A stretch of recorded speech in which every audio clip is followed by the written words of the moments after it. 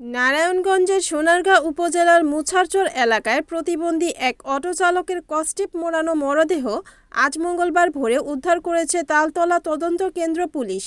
নিহত সোহেল উপজেলার সাদিপুর ইউনিয়নের নয়াপুর পশ্চিমপাড়া এলাকার হাবিবুর রহমানের ছেলে। তার স্ত্রী ও দুটি কন্যা সন্তান রয়েছে। পুলিশ ও নিহত সোহেলের পরিবার জানায়, গতকাল সোমবার দুপুরে অটোগাড়ি নিয়ে বাড়ি থেকে বের হয়। রাত ৮টার পর কল দিয়ে পাওয়া যায়নি। সকালে খবর পেলাম তার মরদেহ পাওয়া গেছে মুছারচর উত্তরপাড়া সড়কের ঢালে। ধারণা করা হচ্ছে হত্যাকারীরা অটোচালক সোহেলকে হত্যা করে তার মরদেহ সড়কের পাশে ফেলে রেখে গেছে।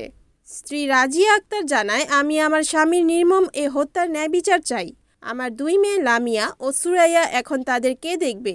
সোনারগাঁও থানার ওসি মহিবুল্লাহ জানান, অটোচালকের মরদেহ উদ্ধার করে পোস্টমর্টমের জন্য নারায়ণগঞ্জ জেনারেল হাসপাতালে প্রেরণ করা হয়েছে।